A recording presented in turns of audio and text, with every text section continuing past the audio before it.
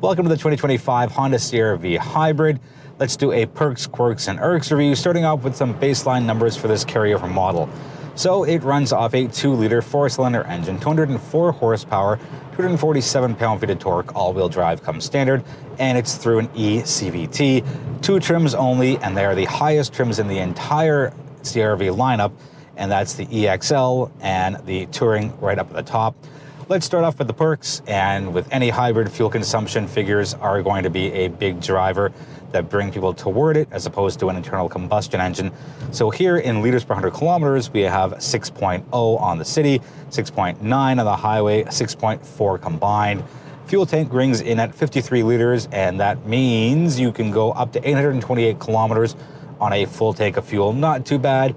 There are some that are a little on the higher side, closer to 1,000, but for what the CR-V does and how it operates, 828 kilometers is pretty respectable. Honda is known for their reliability, and if you are looking at something in this specific segment, well, reliability may be a factor for you, and if it is, it'll give Honda a few extra points over some of the competitors.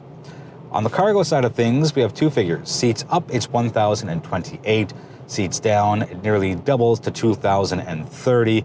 And it's a little smaller than the gasoline version of the CR-V, and that's just to be expected because there's a few more moving parts back there, and it inches into the cargo space. But still, the 1028 and 2030 are pretty respectable numbers. As far as rear seat comfort goes, I can very comfortably fit behind myself. I got plenty of headspace.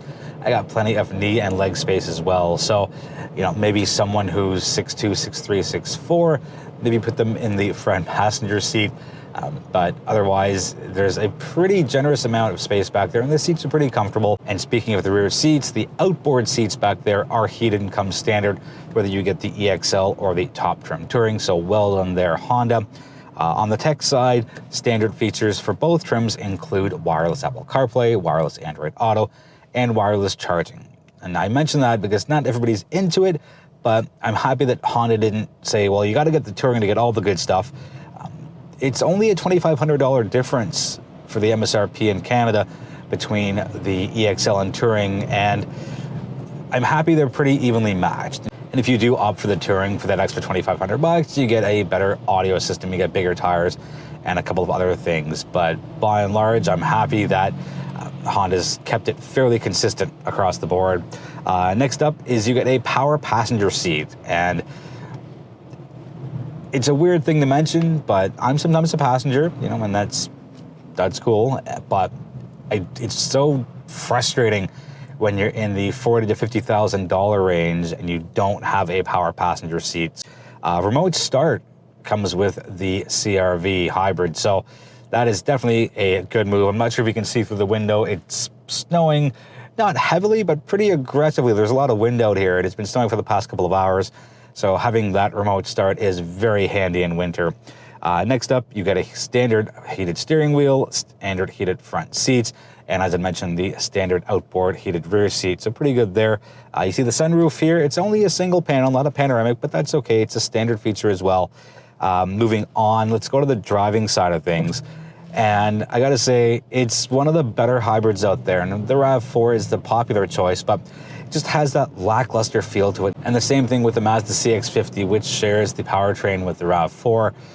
So the CR-V hybrid is probably my favorite one. And yes, the Tucson has a hybrid version, and so does the Sportage, and so does the Escape from Ford. But I like the drive feel here. It doesn't feel sluggish, and you know, thanks to that nearly 250 pound-feet of torque, you really get up and get going a lot quicker compared to some of the competitors.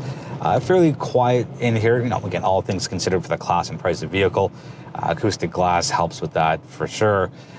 And overall, it's got that nice, secure feeling to it. It's pretty flat, you know, for being a compact crossover. Very stable and very sturdy ride, and all-wheel drive being standard certainly does help with that as well. You get a few different drive modes, snow mode being one of them.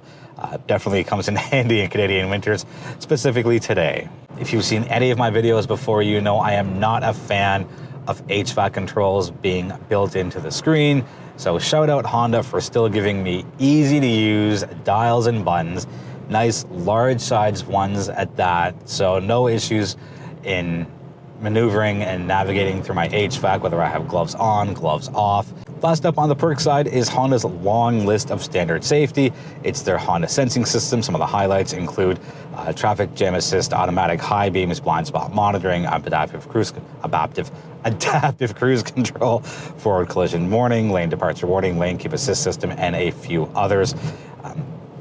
You know, it was only a few years ago where we were getting nickel and dimed, even in the mainstream segment, for standard safety, and you know, we've come a long way in the past few years. Onto the quirk side of things, and this has been a Honda quirk of mine for years.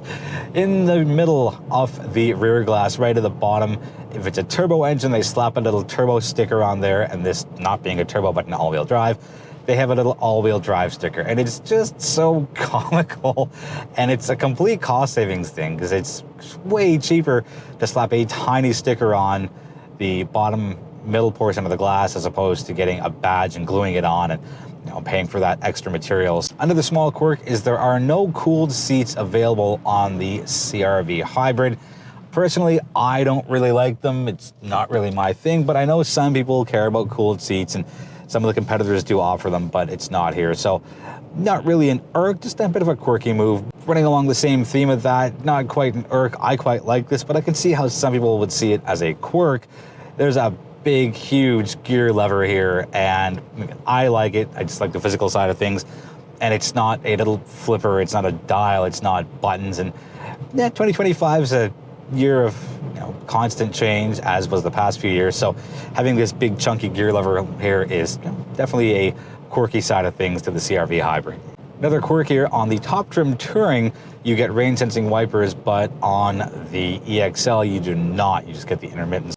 Onto the Irk side of things, with the Hybrid, there is a tire fill kit as opposed to the gasoline CR-Vs, which have a spare tire. And I get it, you have a little less space to work with back there, and you still have to have something as far as a tire fill kit or some kind of repair option. The instrument cluster isn't fully digital, and I know it shouldn't be an Irk, and personally for me it's not, because I can still obtain all the information out of it. But with some competitors offering a fully digital instrument cluster, whether it be on a top trim or not, it's a bit of a miss here from Honda. And yes, it's recently all new, and it was a little puzzling a couple of years ago when I saw it, and it's still puzzling now. And here's hoping for a mid-cycle refresh, having a fully digital instrument cluster as we keep racing towards more screens, more digital, and just more advancement in technology. Some people may look the other way for something that they're looking at all the time in their research and decision-making process. Carrying on the digital side, the infotainment system is 9 inches, and it's not as high res as a lot of the competitors are. I don't have a problem with the size of it. And just like the instrument cluster, I don't care if it's low res or a little smaller or a little different than the competitors. As long as I can get the information, it's easy to pull from it, it's easy to navigate. That's all I care about. But some people are very tech savvy, very tech heavy, and they're gonna want to have the latest available technology in their vehicles. And finally, on the Irk side, staying with tech, the backup camera is pretty low res. And yes, you can get a couple of different views out of it, but there's no 360 cam option, and it's disappointing to have such a low res camera. Now on the plus side, Touring trim, you do have a rear camera washer, and it's so easily laid out and easy to use, and there's a nice big indicator on it on the wiper stock. I would much rather have a 360 cam available here on the CR-V Hybrid. Let's touch on pricing and competition. So for the EXL, MSRP in Canada, $48,075, and if you want to go up to the Touring trim, it's only $2,500 more, and that comes in at $50,575. So it's a little higher than some of the competitors. Coming later in 2025 is a Subaru Forester Hybrid. Don't have a specific date on that, but it was supposed to be here, I've heard, late 2025, but with the discontinuation of the Subaru Solterra EV in very late December 2024, I think Subaru is going to push that up to, I'm going to say, maybe the second quarter of 2025. And same thing with the Nissan Rogue Hybrid. That should be here, I've been told, middle of 2025. I'm not sure what's going to happen now that Honda and Nissan are in the talks about a merger or just some kind of joint force moving forward, and that's still in the early phases, but it has been announced. So I don't know if that's going to impact Nissan's plans. That's going to wrap it up for the 2025 Honda CR-V Hybrid. If you have any questions on what you've seen, let me know in the comments. I'm always happy to engage in respectful conversation. I invite you to join our social media platforms. We are on all of the major ones. Thank you for the support. I truly do appreciate it. If you like what you've seen, I encourage you to subscribe and or tell someone in your community about the channel, and maybe they'll subscribe as well, because without you, there is no me. So I thank you and I appreciate you. And on that note, I look forward to seeing you in the next video.